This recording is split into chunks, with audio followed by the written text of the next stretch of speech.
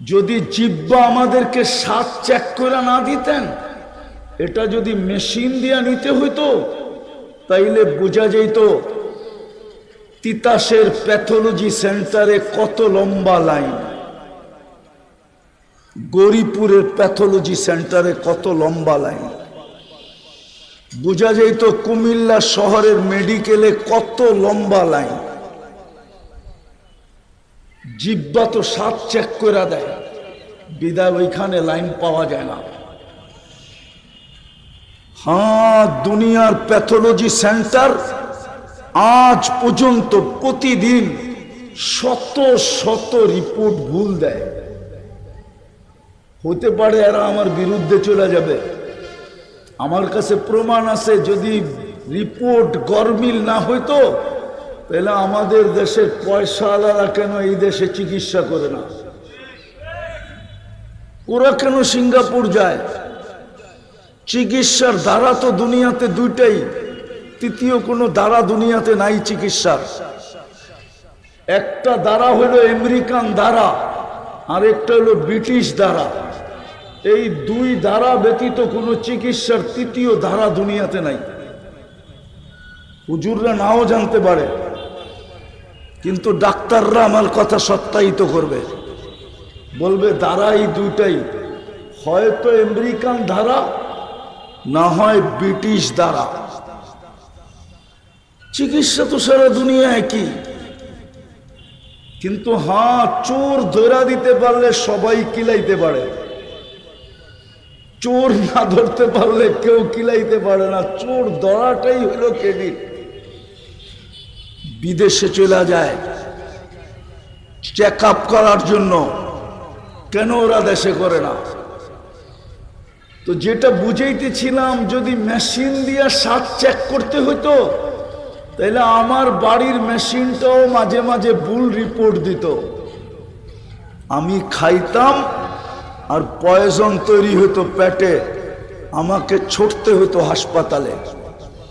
কিন্তু আজ পর্যন্ত আমাদের জিহ্বা ভুল রিপোর্ট দেয় নাই। দিছে? হ্যাঁ হ্যাঁ, সারাদিন তো পান খান,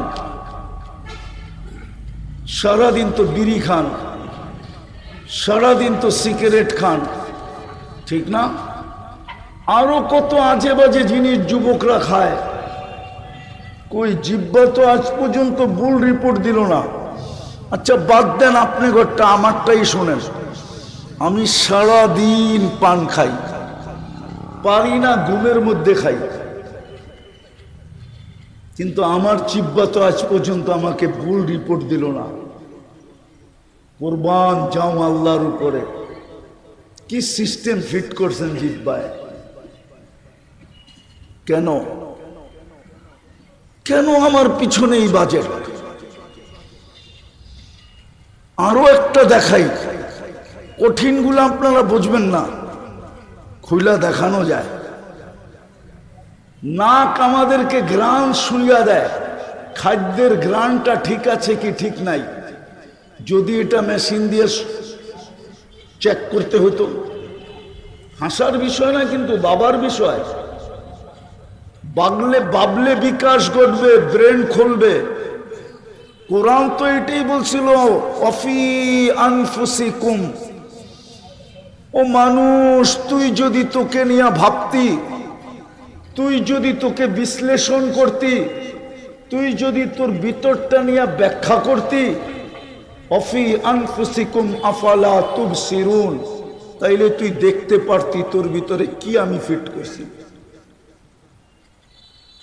2 চোখে 26 কোটি ক্যামেরা।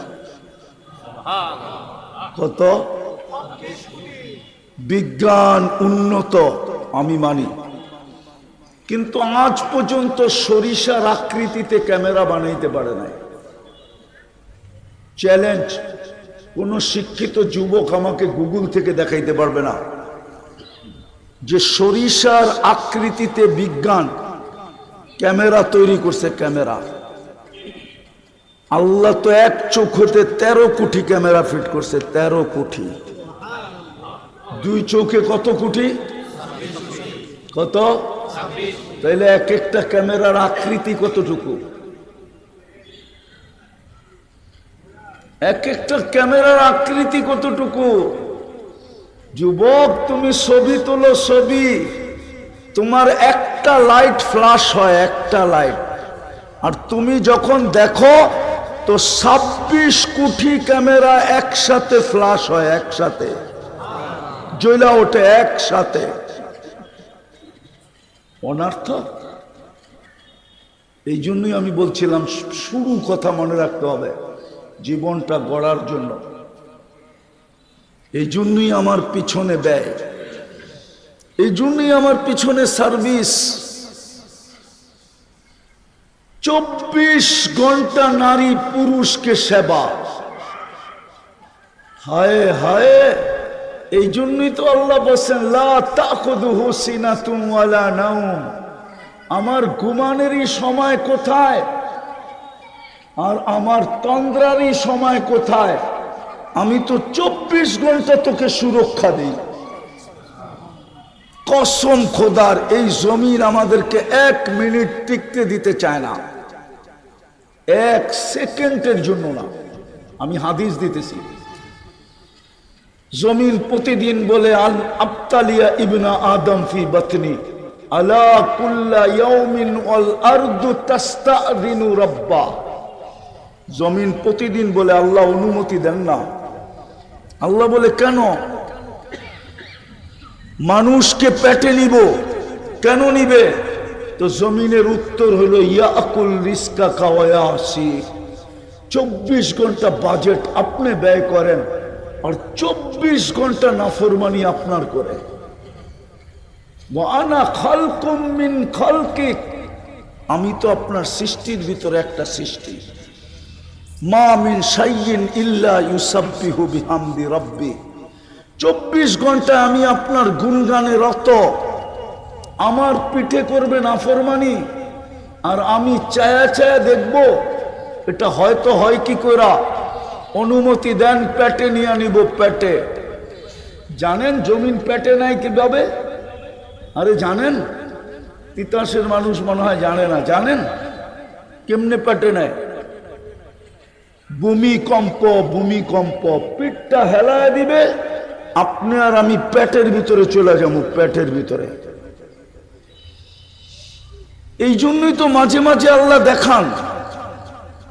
গত ডিসেম্বরের আগের ডিসেম্বরে তুর্কিতে এক রাত্রে 1.5 লক্ষ মাটির নিচে, শুধু 7.8 ভূমিকম্প আসছিল। এখন যদি 8 পয়েন্ট ভূমিকম্প আসে, কসম খোদার কেউ এখান থেকে উঠেও যেতে পারবে না। 9 পয়েন্ট আসে, 10 পয়েন্ট আসে,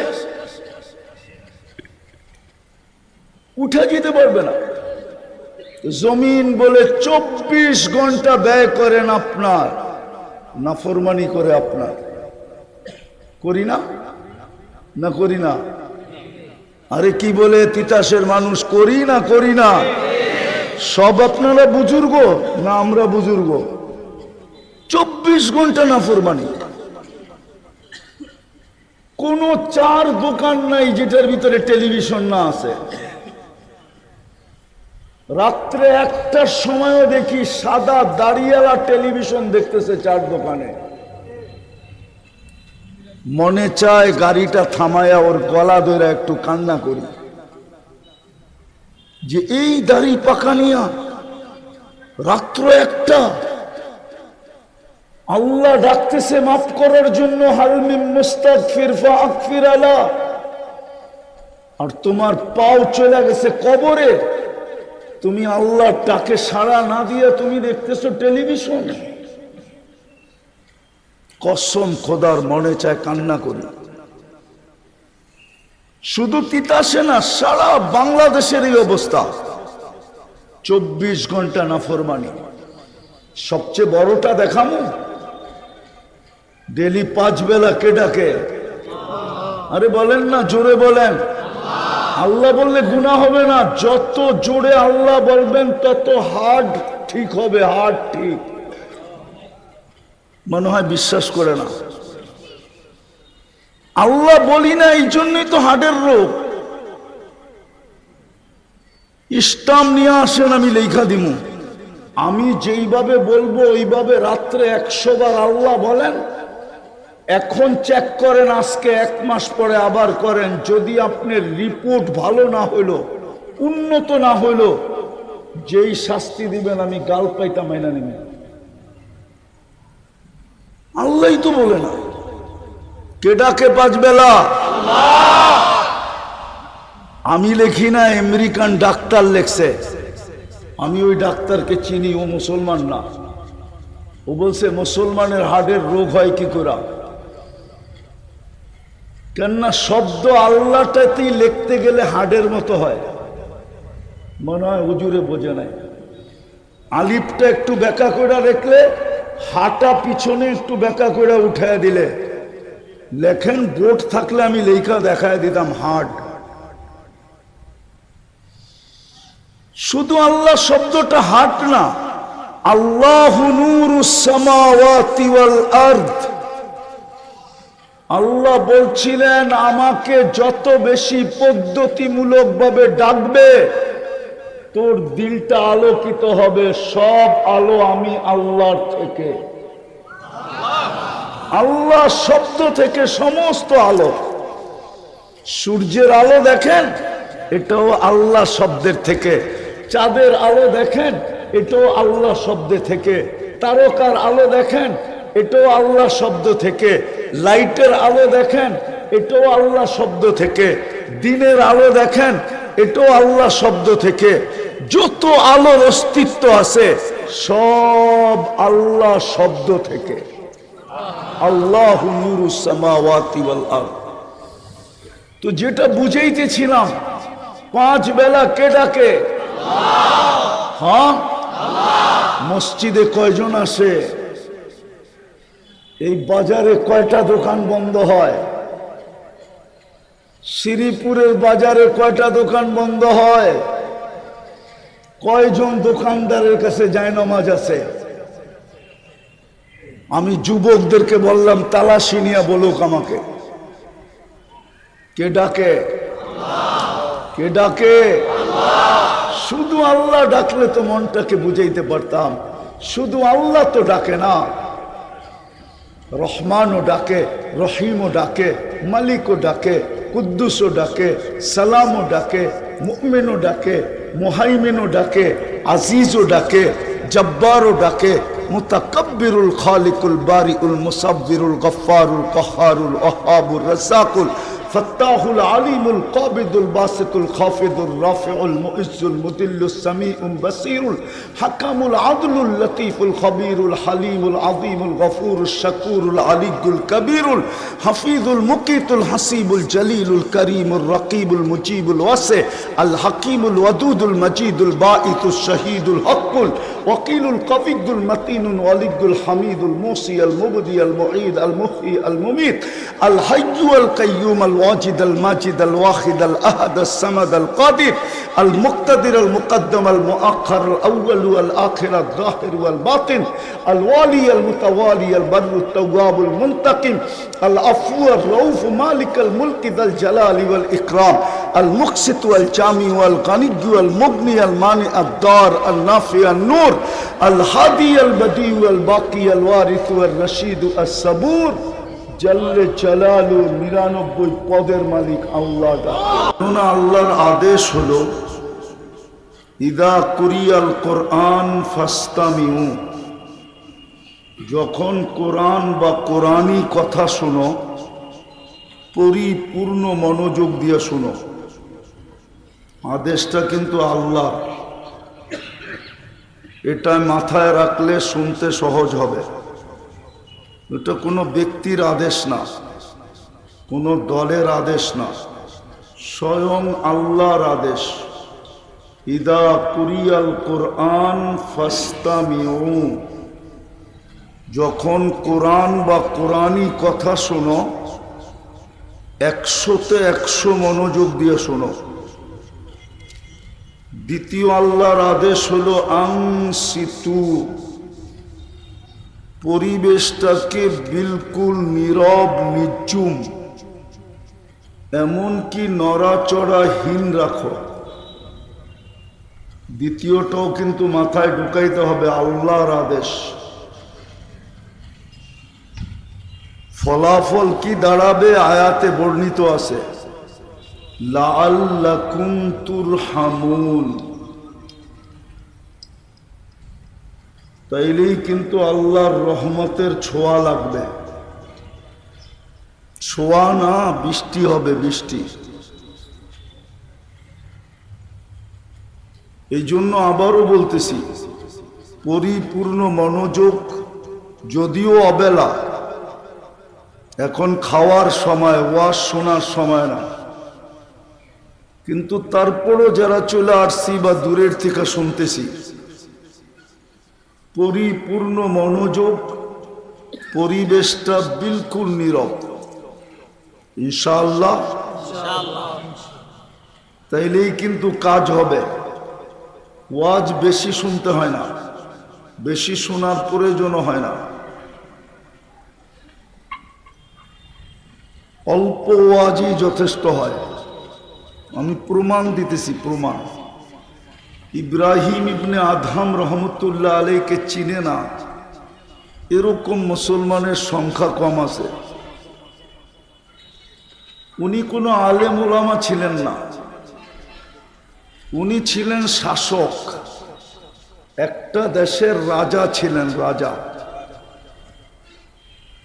আগে আমাদের দেশেও ছোট ছোট পরিধিতে রাজা ছিল, যেরকম বিক্রমপুরের রাজা বীর বিক্রম ছিল। বিক্রমপুর বিরাট বড় এলাকা না, মাত্র 2টা থানা নিয়ে এখন বিক্রমপুর গঠিত। একটা হলো লৌহজং আর একটা হলো শ্রীনগর। ওনার রাজধানী ছিল শ্রীনগরে। ইব্রাহিম ইবনে আদহাম রহমতুল্লাহ আলাই রাজা ছিলেন, রাজা। কোন রাত্রে ওনার ঘুম ভেঙে গেছে কারো পায়ের আওয়াজে। তো দেখতেছিলেন কে জানি ওনার বাড়িরই রাজপ্রাসাদের ছাদে হাতুড়ি মারলে যেরকম আওয়াজ হয় ওই আওয়াজে হাঁটতেছিল। প্রহরীকে জিজ্ঞাসা করছে, এই গভীর রাত্রে আমার ছাদের উপরে হাঁটে কে? তো প্রহরী যে ডাইকা নিয়ে আসছে, জিজ্ঞাসা করছে, এই গভীর রাত্রে কি করো আমার ছাদে? তো লোকটা বলতেছিল, উট হারায় গেছে, খুঁজতে খুঁজতে ছাদে চলে আসছি। বলছে, পাগল নাকি? উট ছাদে পাবে কি কইরা? তো লোকটা বলতেছিল, জাহাপনা, আমি যদি পাগল হই তো আপনিও তো পাগল। বলছে, আমি পাগল কি কইরা? বলছে, আমি যদি ছাদে উঠ না পাই তো আপনি রাজপ্রাসাদে বসে আল্লাহ পাবেন কি কইরা? এতটুক কথায় জীবন চেঞ্জ। আরেকটা হাদিস থেকে দিতেছি। বনি ইসরাইলের এক বদমাস ছিল, নাম ছিল কিফিল। তার নিশা ছিল, অভ্যাস না, নিশা। যেমন আজকে আমাদের সমাজে বেশিরভাগ যুবক দেখা যায় মাদকে আসক্ত,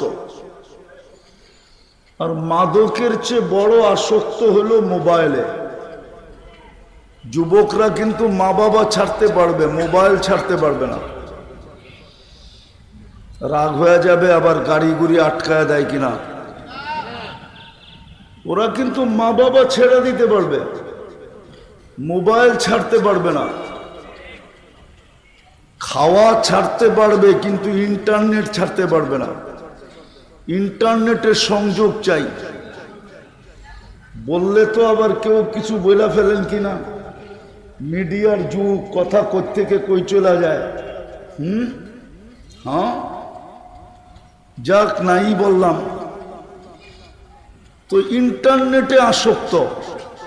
ওই কিফিলও এক খারাপ অভ্যাসে আসক্ত ছিল। ডেলি 50 থেকে 60 লক্ষ টাকা বর্তমান টাকায় সে খরচ করত ডেলি। আল্লাহ তাকে টাকার পাহাড় দিছিলেন। তো এক মেয়েকে সে একদিন ধরে নিয়ে আসছে। তার নিশাই ছিল ডেলি কোনো নতুন মেয়ে। একবার যার উপরে হাত দিছেন, দ্বিতীয়বার না। তো কামরায় ঢুকায়া দিয়া বলতেছিল আমি প্রস্তুতি নিয়ে আসতেছি। যখন প্রস্তুতি নিয়ে ফিরে আসছে তো দেখতেছে মেয়ে ঘরের এক কোনায় অজোরে কাঁদতেছে। তো জিজ্ঞাসা করছে, ওই মেয়ে তুই কাঁদিস কেন? এখনো তো তোর গায়ে হাতের ছোঁয়া, আঙ্গুলেরও ছোঁয়া দিই নাই, আর তোকে তো আমি জোর করে নিয়ে আসি নাই, তুই সদ ইচ্ছায় আমার হাতে ধরা দিছিস। টাকা পয়সার চুক্তি হওয়ার পরেই তো আমার সাথে চলে আসছিস। তো মেয়ে প্রতি উত্তরে বলতেছিল, কিফিল, আমি বাজারি মেয়ে না, মনোযোগ, এটা আমার পেশা না। কোনো বিপদের কারণে আমি তোর হাতে ধরা দিতে বাধ্য হয়েছি। কিন্তু কাঁদি কেন জানিস? বলছে বল না। বলছে কালকে এই চেহারাটা আল্লাহকে কি করে দেখাবো, কালকে এই চেহারাটা আল্লাহকে কি করে দেখাবো? তুই তো আমাকে চেহারা দেখেই নিয়ে আসলি। রব্বে কাবার কসম, তীর মারলেও কিফিলের দিলে এত জোরে লাগতো না। কিফিল একটা চিৎকার দিছে আর মাটিতে পড়ে গেছে। বলছে বোন, বোন, এখন পর্যন্ত তো তোর গায়ে আঙ্গুলের ছোঁয়া দিলাম না, তাতেই তোর এই অবস্থা। তাইলে আমি এই চেহারাটা কালকে আল্লাহকে কি করে দেখাবো? টাকার থলি তোকে দিয়া দিলাম, কিন্তু একটা অনুরোধ করব যদি তুই রাখিস। বলছে সেই অনুরোধটা কি?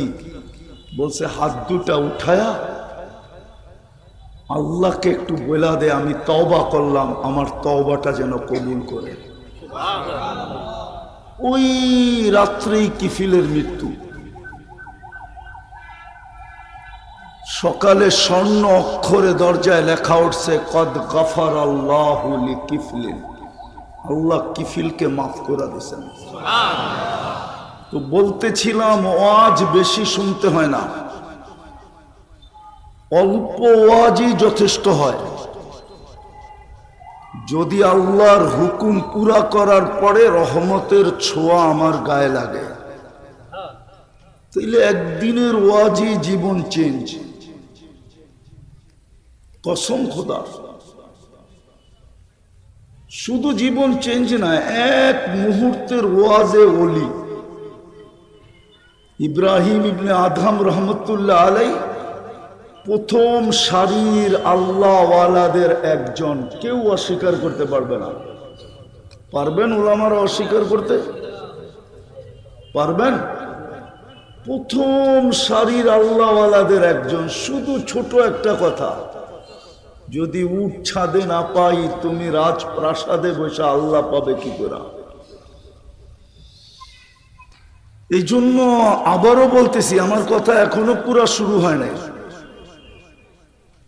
না ওয়াজ মাহফিল দেখি তো শুধু হট্টগোল হয়, এমনকি ভলান্টিয়াররা পর্যন্ত হট্টগোল করে।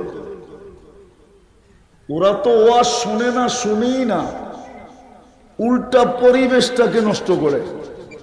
একজনরে এদিকে টানে, আরেকজনরে ওদিকে টানে, একজনরে এদিকে চিল্লায়, আরেকজনরে ওদিকে চিল্লায়। বোঝা গেল ওদের পোশাকে শয়তানও দাঁড়ায় যায়। রাগ হেন না, নাইলে এই অবেলা এতগুলা লোক যদি দিলে না লাগলো তাহলে আসার লাভটা হলো কি? এই জন্য খুব মনোযোগ, কেননা আমাদের জীবনটা কিন্তু দামি, গোড়া যেতে হবে, কাটায় গেলে চলবে না। গড়ার জন্যই আমাদের পিছনে আল্লাহর বাজেট। আমাদের সরকার আর আমাদেরকে কয় টাকা বাজেট দেয়? বাংলাদেশের বাজেট যদি বাংলাদেশি ব্যয় হইতো তাইলে লক্ষ লক্ষ কোটি টাকা দেশ থেকে কখনো পাচার হইতো না। লক্ষ লক্ষ কোটি টাকা কোনোদিন আত্মসাৎ হতো না। সরকার আর কয় টাকা বাজেট আমাদের পিছনে ব্যয় করে? ও তিতাসের মানুষ, আল্লাহ কয় টাকা বাজেট ডেলি ব্যয় করে? যদি এই পানির দামে অক্সিজেন কিনতে হইতো, পানির দামে 30 টাকা লিটার, দেখি যুবকদের দিলে লাগে কিনা আজকে। 30 টাকা লিটার যদি অক্সিজেন কিনতে হইতো, তাইলে তিতাসের প্রত্যেক ব্যক্তিকে, প্রত্যেক নারী পুরুষ ছোট বড় সবাইকে ডেলি 16,500 টাকা বিল দিতে হইতো। 16,500 টাকা। কত কত? ডেলি আমরা 550 লিটার অক্সিজেন নেই। যদি পানির দামে 30 টাকা লিটার কিনতে হতো, 30 টাকা। তিতাসের যুবক ভালো মতে বোঝো, জীবন কিন্তু গড়া যেতে হবে, কাটায় গেলে চলবে না। গড়ার জন্যই বাজেট। শুধু একটা দেখাইতেছি, শুধু যদি অক্সিজেন কিনতে হতো 16,500 টাকা ডেলি দিতে হতো। বলো কোন মা বাবা সন্তান নিতেন? বলো কোন স্বামী স্ত্রী গ্রহণ করতেন? কেননা স্ত্রীর ভরণ পোষণ তো স্বামীর উপরে।